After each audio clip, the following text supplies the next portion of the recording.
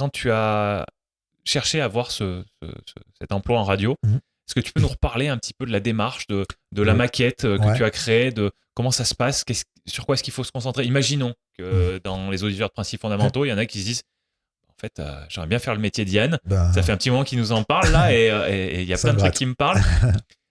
Par quoi il commencerait? Alors moi, j'ai fait un petit peu mon plan et mon chemin en fonction de ce que je connaissais. Alors j'avais la chance d'avoir déjà mis les pieds dans un de ces médias, donc je savais un peu comment m'orienter, même si aujourd'hui j'en sais encore plus d'ailleurs. Mais en gros, c'est très simple.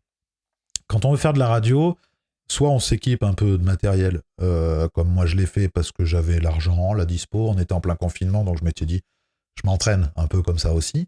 Donc moi je me suis acheté un petit Rodecaster Pro, c'est une petite console de mixage avec une interface pour pouvoir faire du podcast à la base, mais du coup je peux faire de la radio avec aussi. Un micro, un casque évidemment, voilà, et puis après un ordi, ça tout le monde a au moins un ordinateur ou un téléphone, donc on arrive à brancher quelque chose derrière pour mettre de la musique. Donc là j'avais ce qu'il me fallait. Après on peut le faire sans outils. C'est-à-dire que on peut aussi, par connaissance, soit on connaît quelqu'un qui a du matériel et on voit avec lui si on peut faire quelque chose, soit on peut frapper dans une porte de radio pour demander si on peut venir maqueter. D'accord, c'est des choses qui se font, ça? Alors ça peut se faire, mais c'est délicat. Et souvent les radios n'ont pas forcément le temps à consacrer à ça. Ça demande à un technicien de prendre du temps. Et normalement le technicien il prend du temps pour des invités, pour la rédaction et pour l'animation. Ouais.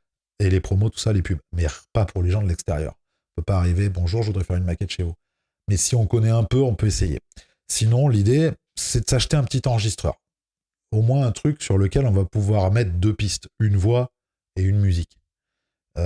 Et encore que une voix peut suffire. Même idéalement, j'ai envie de dire, le moins cher et le plus efficace. Un petit micro USB comme tu as devant moi, c'est tout. Un ordinateur, ça suffit. Pour faire une maquette, ça suffit. Donc on met le micro, on règle son son pour qu'il soit bien, on essaye de faire en sorte que dans notre cast, on soit content de ce qu'on entend.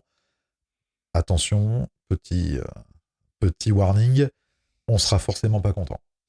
Autant j'aime pas me regarder à l'image, autant j'aimais pas m'entendre. J'ai appris avec le temps parce qu'à force, je m'entends tous les jours maintenant, donc forcément. Mais du coup, au début, on se déteste ce qu'on vient de faire, c'est sûr. On n'aime pas le son de sa voix, on trouve qu'on a mal parlé, etc. Donc on n'hésite pas à refaire, à prendre le temps d'être content un peu de soi. Content ou au moins satisfait. L'idée, c'est de partir sur un petit extrait et ça ne sert à rien d'en faire des kilomètres. 20 secondes. 20 secondes, c'est 30 secondes maximum. Une minute, c'est le grand max. Parce que faut savoir qu'on va envoyer à des gens. C'est exactement comme dans le milieu de la musique. On envoie son maquette à Universal ou à Warner. Le gars, le directeur artistique, il met, il écoute les 10, 20 premières secondes, il dégage, il écoute, il dégage. Il y a un truc qui le retient, il reste. Ouais. Et bien là, c'est pareil. La maquette, ça sert à rien qu'elle fasse des kilomètres. Alors moi, comment je m'y suis pris et je pense que c'est une bonne idée, surtout pour un animateur. J'ai fait 2 sons qui étaient donc moins de 20 secondes, moins de 30, parce que ça me permettait de les envoyer par mail. D'accord. Et, Sinon, il dépassait les 10 mégas, c'est ça? et sinon, après, c'est une galère. Il ne faut pas qu'eux, ils aient besoin d'aller sur WeTransfer. Hein. Ouais. Ils n'ont pas le temps. Ouais. Les responsables de programme et les directeurs d'antenne, eux, il faut qu'ils ouvrent le mail, ils cliquent sur le lien, ils entendent. Sinon, c'est mort. Donc, c'est pour ça que ça ne sert à rien de faire long. L'idée, c'est de récupérer ce qu'on appelle un tapis ou un bed. Alors, en radio, un tapis, c'est juste un fond sonore, une petite musique qu'on va sous-mixer en dessous de la voix pour que ça vienne faire un petit habillage tranquille. Le bed, c'est la même chose, mais avec un jingle au début. C'est-à-dire que t'entends, moi par exemple, quand je suis à la radio, t'entends machin, côté culture, Yann Meraki. Et après, t'as la musique, et moi là j'arrive, bonjour, machin. Et c'est là que la musique diminue en volume. La musique diminue tout de suite après et reste stable après en tapis, voilà. Donc le tapis, c'est juste le son. Le bed, c'est le tapis avec un petit jingle au début. Ou alors tu mets juste un petit jingle et un tapis, ça dépend comment tu veux faire. L'idée, le mieux à faire pour ça, c'est foncer sur YouTube, musique gratuite. Il y en a des kilomètres et des super bien.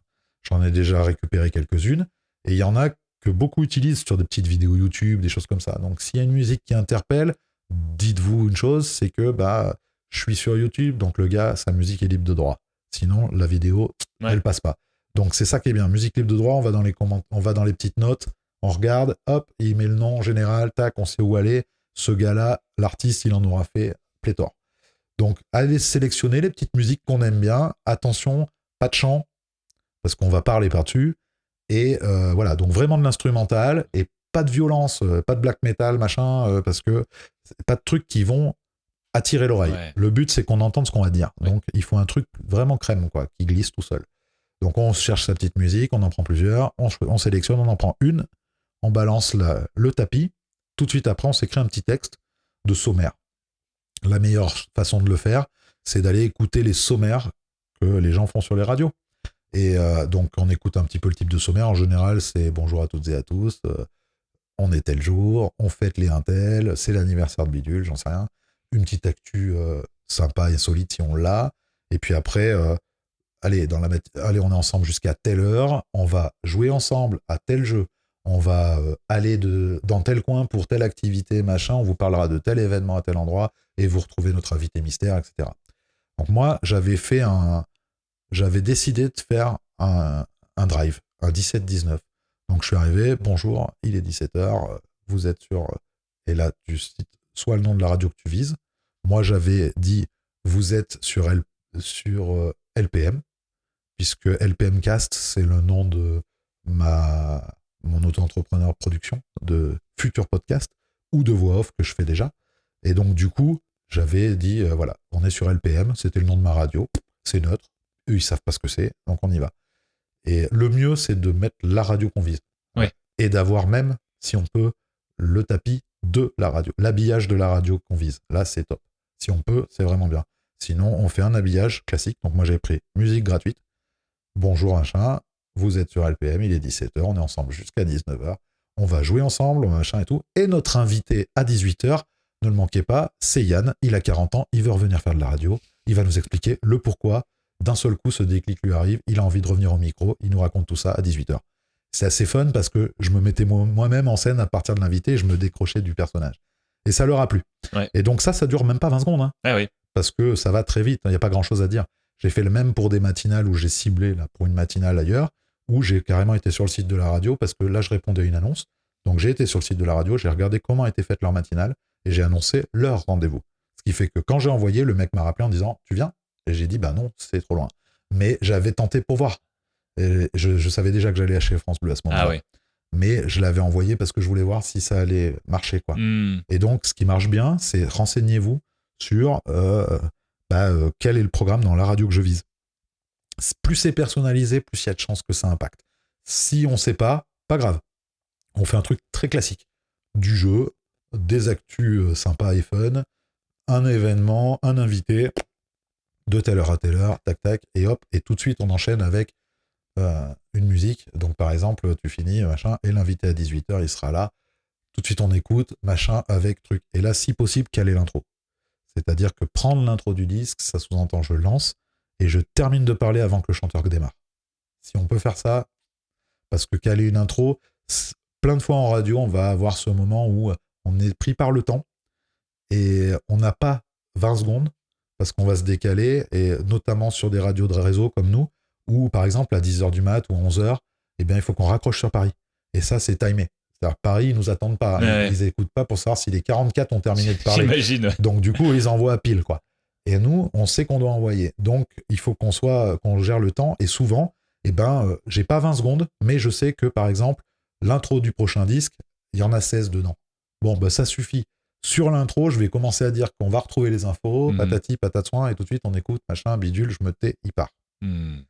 Et on essaye de pas marcher sur le chanteur, sinon, ça s'appelle bouffer une intro. Là, c'est moins bien vu. Mais prendre une intro, voilà. Donc, terminer par prendre son intro. Donc, bonjour, évidemment, du sourire à volonté, parce que c'est ça la radio. On sourit dans le micro, il faut que ça passe. Ça s'entend. Comme au téléphone. Ouais. C'est le même principe. Donc, on sourit, on salue, on contextualise dans quelle émission on est, dans quelle tranche horaire, jusqu'à quelle heure, et le programme. Je donne mon sommaire, tac, tac, tac, et ensuite, tout de suite, on commence avec, on balance le morceau de musique, le nom de l'artiste, et on se tait avant qu'il démarre. Et plus on est près du moment où il démarre, plus c'est un calage qui va être reconnu et apprécié. Et du coup, plus ça va faire « Ah oui, mais là, le mec, c'est ce qu'il fait. » Parce que quand on sait quelle est une intro, en général, c'est qu'on a fait de la radio, ou du moins, on peut faire illusion.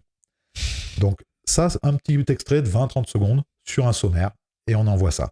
On choisit le 17-19, on choisit le 6h-9h, on choisit n'importe la tranche. Peu importe. Ce qui va les intéresser, c'est la fluidité, comment on enchaîne les contenus, les présentations de programmes, comment on fait notre sommaire et comment on va parler, quelle voix on a, et comment on est à l'aise ou pas, la vitesse de débit, etc. Donc, on se prend pas la tête, on fait un truc qui nous ressemble, et on reste dans ce contexte-là. Ça, c'est la première petite démo que je vais envoyer. Et moi, je me suis dit, c'est con quand même, je vais peut-être tenter un autre truc, puisque je veux postuler aussi sur France Bleu, donc j'ai dit, j'ai récupéré le tapis info, donc le petit son des infos de Virgin, qui était disponible sur YouTube, donc gratuit. Je l'ai pris, et là, je me suis pris 3 brèves d'infos. Il y avait la cathédrale Notre-Dame après l'incendie, il y avait une nuit des étoiles filantes, et je sais plus quoi d'autre. Et j'ai pris les brèves d'infos, j'ai lancé le tapis, et par-dessus, j'ai raconté les brèves. Comme si j'étais journaliste, donc j'ai pris un ton beaucoup plus sérieux, moins fun, moins fêtard, quoi, moins festif. Mais par contre, voilà, j'ai bien lu mes brèves et je les ai bien racontées. Et pareil, 20 secondes pour donner 2-3 brèves.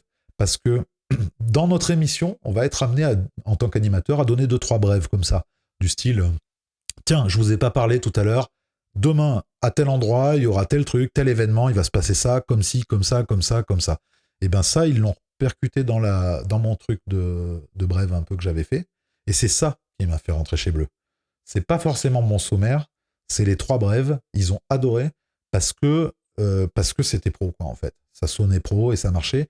Et ils se sont dit, ok, il est capable de mettre du fun, mais il est capable de faire du sérieux et de donner les bonnes infos au bon moment.